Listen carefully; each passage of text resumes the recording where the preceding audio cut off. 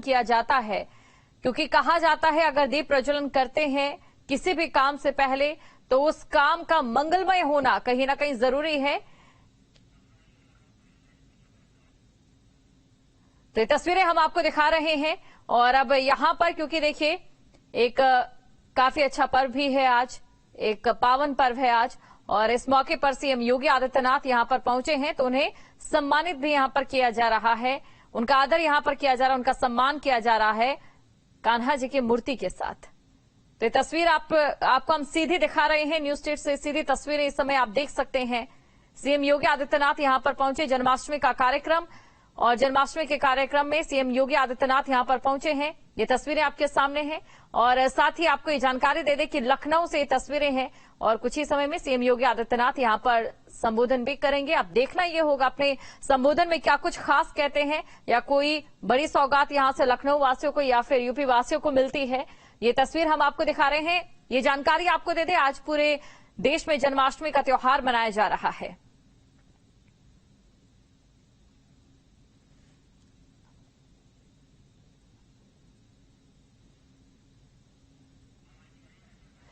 तो सीएम योगी आदित्यनाथ यहां पर मौजूद हैं और देखिए संबोधित भी कर रहे हैं। जन्माष्टमी के कार्यक्रम में सीएम योगी आदित्यनाथ यहां लखनऊ पहुंचे हैं और यहां पर कार्यक्रम का आयोजन किया गया है। सीएम योगी आदित्यनाथ यहां पर मौजूद हैं और संबोधित भी कर रहे हैं। तस्वीरें सीधे हम आपको दिखा रहे हैं।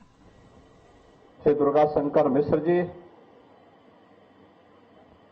पुलिस महानिदेशक श्री विजय कुमार जी, प्रमुख सचिव गृह श्री संजय प्रसाद जी, विशेष पुलिस महानिदेशक कानून व्यवस्था श्री प्रशांत कुमार जी, पुलिस आयुक्त लखनऊ श्री एसबी शिरोडकर जी, प्रशासन और पुलिस के सभी हमारे वरिष्ठ अधिकारीगण, लखनऊ के सभी उपस्थित महानुभाव, सुधीजन और पुलिस परिवार से जुड़े हुए सभी उपस्थित भाइयों बहनों, आप सबको श्री कृष्ण जन्माष्टमी की हृदय से बधाई। हम सब जानते हैं कि आज से 5250 वर्ष पूर्व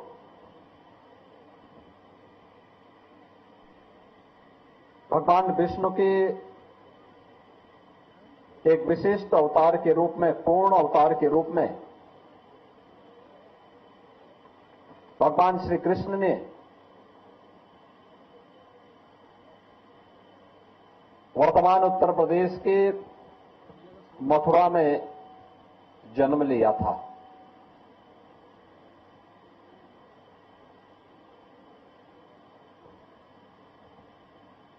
उनका जन्म धर्म, सत्य और न्याय की स्थापना के लिए था। 5000 वर्षों से लगातार भगवान श्री कृष्ण की आदर्श प्रेरणा पूरे देश के अंदर और दुनिया के अंदर संपूर्ण मानवता के कल्याण का मार्ग प्रशस्त कर रही है। जब भी भारत के अंदर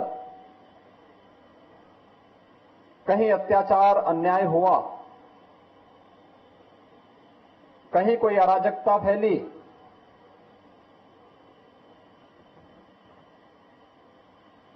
तुम्हारे ईश्वरीय अवतारों ने एक विशिष्ट प्रकाश पुंज के रूप में समाज का मार्गदर्शन किया। जब शांति काल हो तो सामान्य नागरिकों को कर्म की प्रेरणा प्रदान करने वाला कर्मण्येवाधिकारस्ते मा फलेषु कदाचन, इस भाव को अंगीकार करने वाली वह प्रेरणा जहां समाज को सदैव ऊर्जावान बनाने के लिए प्रेरित करती रही है, वहीं भगवान की ये प्रेरणा जब समाज संकट में हो,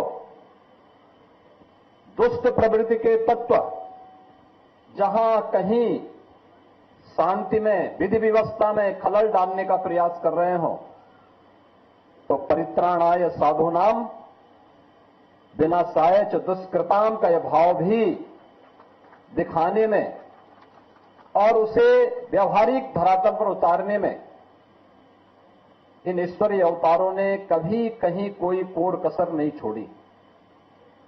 और जब भी शांति के समय हो या संकट का समय, भारतीय समाज के सामने कोई भी इस प्रकार की स्थिति पैदा हुई तो भगवान श्री कृष्ण का यह चरित्र हम सबको एक नई प्रेरणा, नई ऊर्जा से आगे बढ़ाने का कार्य करता है। आज का समय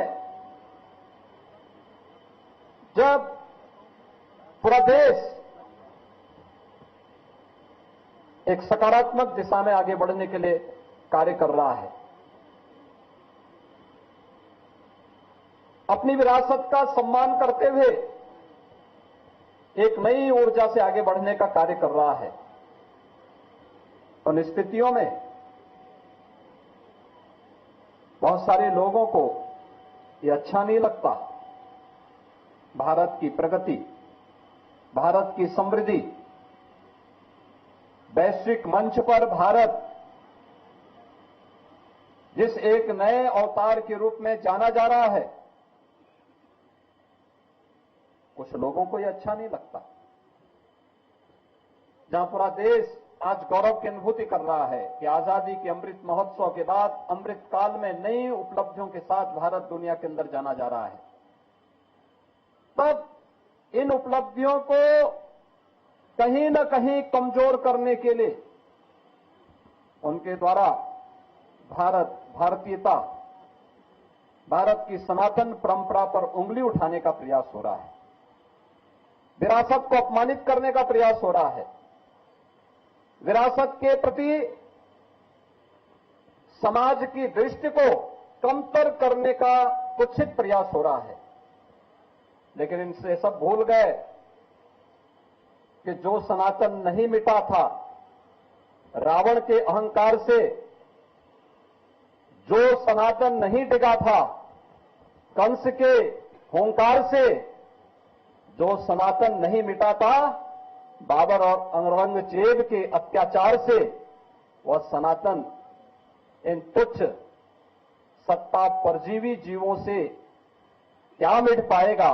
आज इनको स्वयं अपने कृत्यों पर लज्जित होना चाहिए। मानवता का धर्म जो सनातन धर्म है, उस पर उंगली उठाने का मतलब मानवता को संकट में डालने का कुत्सित प्रयास। याद करिए, दुनिया की कौन सा ऐसा मत, मजहब और संप्रदाय है जिसको उसके संकट के समय पलक पावड़े बिछा करके उसके स्वागत के लिए सनातन धर्मावलंबियों ने उनकी सुरक्षा और उनके संरक्षण का कार्य न किया हो। हमने कभी नहीं कहा कि हम विशिष्ट हैं। कोई सनातन धर्मावलंबी कभी ये नहीं कहता है कि हम विशिष्ट हैं या हम ही सब कुछ हैं, कभी नहीं कहा। हमने तो कहा एकम सद विप्रा बहुधा वदंती, सत्य एक है और विद्वान लोग उसको अलग अलग, महापुरुष लोग उसको अलग अलग भावों से देखते हैं, अलग अलग रास्ते से इसका अनुकरण करते हैं। इस सब के बावजूद भी अगर जिसकी समझ में नहीं आता है, अपनी मूर्खतावश वह अगर सूर्य की तरफ थूकने का प्रयास कर रहा है, तो सूर्य पे उसका थूक नहीं पहुंचेगा, उसके सिर पे स्वयं गिरेगा और उसे, उसको और उसकी आने वाली पीढ़ी को स्वयं लज्जित होना पड़ेगा। हमें भारत की परंपरा पर गौरव की अनुभूति करनी चाहिए। दुनिया को मानवीय कल्याण के मार्ग पर चलने वाली, प्रेरणा देने वाले सनातन धर्म की परंपरा पर गौरव की अनुभूति करनी चाहिए। ये भारत की राष्ट्रीयता का प्रतीक है, भारत को एक नई प्रेरणा देने का माध्यम है, दुनिया के अंदर मानवता के कल्याण का मार्ग प्रशस्त करने वाला माध्यम बनता है। और यही कारण है कि आजादी के अमृत महोत्सव के उपरांत अमृत काल के प्रथम वर्ष में जब भारत दुनिया का G20 के देशों का प्रतिनिधित्व प्रधानमंत्री मोदी जी के नेतृत्व में कर रहा है, तो भारत ने G20 का थीम भी दिया वसुधैव कुटुंबकम का। याद करिए, दुनिया जिस शब्द के तात्विक बोध को समझने में हो सकता है कि कहीं कोई कमी रह गई हो, लेकिन भारत हजारों वर्षों से इस बात को मानता रहा है, उस बात को अंगीकार करता रहा है। और जब भारत को अपनी इन उपलब्धियों पर गौरव की अनुभूति होनी चाहिए, हर भारतवासी जब इन मुद्दों को लेकर के एकजुट होकर के भारत की 140 करोड़ की आबादी जब भारत के यशस्वी नेतृत्व में आगे बढ़कर के एक साथ कार्य करेगा, तो भारत को दुनिया की सबसे बड़ी ताकत के रूप में उभरने से कोई रोक नहीं सकता है। लेकिन जो लोग भारत की प्रगति और भारत की समृद्धि जिनको अच्छा नहीं लगता, वे लोग कुछ न कुछ व्यवधान पैदा करने का प्रयास करेंगे। हम लोगों को इनकी परवाह के बगैर अपने पथ पर अग्रसर होना होगा, क्योंकि एक काल में नहीं हुआ, हर काल में सत्य को झुठलाने का प्रयास हुआ है। क्या रावण ने झुठलाने का प्रयास नहीं किया था? क्या उससे पहले हिरण्यकश्यप ने ईश्वर की और सनातन धर्म की अवमानना करने का प्रयास नहीं किया था? क्या कंस ने ईश्वरीय सत्ता को चुनौती नहीं दी थी? और ईश्वरीय सत्ता को चुनौती देने वाले आज क्या कर रहे हैं, उनकी स्थिति क्या है? सब कुछ मिट गया, कुछ नहीं बचा है। लेकिन ईश्वर जैसे सत्य है, शाश्वत है, ऐसे सनातन धर्म भी सत्य है, शाश्वत है। हमें सत्य और शाश्वतता को सदैव अंगीकार करके सकारात्मक भाव के से आगे बढ़ना चाहिए। और ये पुलिस के लिए तो खासतौर पर भगवान कृष्ण की ये दोनों प्रेरणाएं कि कर्मण्येवाधिकारस्ते मा फलेषु कदाचन, यानी कर्म करते रहो, फल की चिंता मत करो। निष्काम कर्म की जिस प्रेरणा को उन्होंने दिया था, वह भी प्रेरणादायी है ही, हर नागरिक के लिए है ही, लेकिन साथ साथ परित्राणाय साधूनाम विनाशाय च दुष्कृताम के भाव के साथ सज्जनों की परित्राण, उनके परित्राण के लिए, उनकी रक्षा के लिए, उनके संरक्षण के लिए जहां कार्य करेंगे, वहीं दुष्ट प्रवृत्ति के खिलाफ उतनी ही कठोरता के साथ कार्य करेंगे। और उत्तर प्रदेश जैसे राज्य में पुलिस ने भगवान श्री कृष्ण के इन सभी उपदेशों को अंगीकार करते आज उत्तर प्रदेश के परसेप्शन को बदलने में बहुत बड़ी भूमिका का निर्वहन किया है। आज इसी का परिणाम है, एक वर्ष में 31 करोड़ पर्यटक उत्तर प्रदेश में आते हैं। देश के सबसे बड़े इन्वेस्टमेंट के डेस्टिनेशन के रूप में उत्तर प्रदेश आज देश के अंदर उभरता है। और उत्तर प्रदेश के बारे में लोगों की धारणा बदल चुकी है। अब लोग ये मानते हैं कि उत्तर प्रदेश देश के अंदर सबसे अच्छी प्रगतिवादी करने वाले राज्यों में है, अग्रणी राज्यों में उत्तर प्रदेश की गिनती हो रही है। ये इन्हीं ईश्वरीय अवतारों की कृपा है, उन्हीं की प्रेरणा है। और वही प्रेरणा है जिसके कारण 500 वर्ष पहले अयोध्या में कभी किसी कालखंड में अगर किसी ने हमारे सनातन को अपमानित करने का प्रयास किया होगा, फिर से सनातन खड़ा हुआ, तो अयोध्या में भगवान राम के भव्य मंदिर के निर्माण का मार्ग प्रशस्त हुआ।